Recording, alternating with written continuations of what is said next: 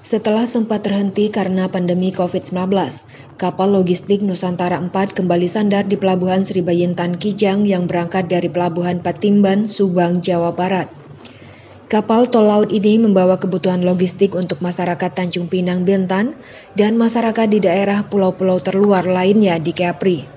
Kedatangan kembali kapal logistik Nusantara 4 tersebut disambut oleh Kepala Dinas Perdagangan Provinsi Kepri, Kepala Dishub Provinsi Kepri, Kadis Perindak Kabupaten Bintan, Kepala Kantor Kesah Bandaran dan Otoritas Pelabuhan Kelas 3 Kijang, GM PT Pelindo 1 Tanjung Pinang, Kepala Cabang PT Pelni Tanjung Pinang, Direktur BUMD Kabupaten Bintan, dan Direktur BUMD Kepri, serta beberapa pelaku usaha. Sebanyak 5 kontainer berisikan buah mangga dan semen diturunkan di Pelabuhan Sri Bayintan Kijang. Sementara kontainer lainnya yang berisikan air mineral, ayam beku, besi dan lain sebagainya akan diturunkan di pulau-pulau terluar di Kepri, yakni Letung, Tarempa, Pulau Laut, Selat Lampa, Subi, Serasan, dan Midai.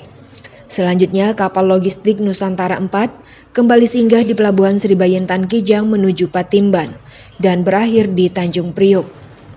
Kepala Dinas Perhubungan Provinsi Kepri dalam sambutannya mengatakan, pemanfaatan tol laut ini sangat penting, sebab sesuai amanat Presiden, inflasi suatu daerah harus diturunkan secara bersama-sama. Salah satunya dengan mendatangkan komoditas dari daerah yang memiliki pasokan yang melimpah. Maka dengan demikian, inflasi Kepri yang mencapai angka 6% bisa teratasi. Hasil bumi di Jawa melalui Patimban ke Provinsi Kepulauan Riau. Terima kasih Pak Kapten. Mudah-mudahan perjalanan Bapak menuju ke Tarempa dan pulau lainnya dengan selamat dan kembali lagi ke Kijang dan dapat melaksanakan aktivitas ini berjalan dengan lancar, dan salam hormat dari Bapak Gubernur terkait dengan kehadiran tol laut logistik Nusantara. Usai menyaksikan penurunan kontainer, Kepala Disperindak Kepri Aris Faryandi mengatakan hadirnya tol laut ini untuk menjaga harga tetap stabil dan menjamin ketersediaan kebutuhan bahan pokok dan bahan penting lainnya untuk masyarakat. Dengan pemanfaatan tol laut, maka komoditas yang dibutuhkan oleh masyarakat akan bisa didistribusikan dengan sangat mudah dan merata, termasuk diantaranya untuk masyarakat yang tinggal di wilayah terpencil dan terluar. Kemudian juga bisa menekan biaya kirim logistik yang jauh lebih murah karena 40%-nya ditanggung oleh pemerintah. Harga itu kan sangat tergantung sekali banyak faktor, tidak hanya faktor distribusi, tetapi juga ada faktor produksi di daerah pemasok sana, apakah barangnya ada atau mungkin cuaca mendukung atau tidak, itu semua berpengaruh. Tapi semua itu kita kelola.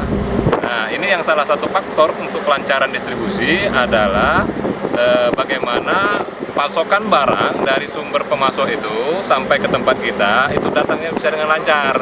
Nah, salah satu jalur yang kita efektifkan, kita manfaatkan adalah tol laut, ya kan? Karena tol laut ini juga polanya disubsidi oleh pemerintah, sehingga harga bisa tertekan di situ.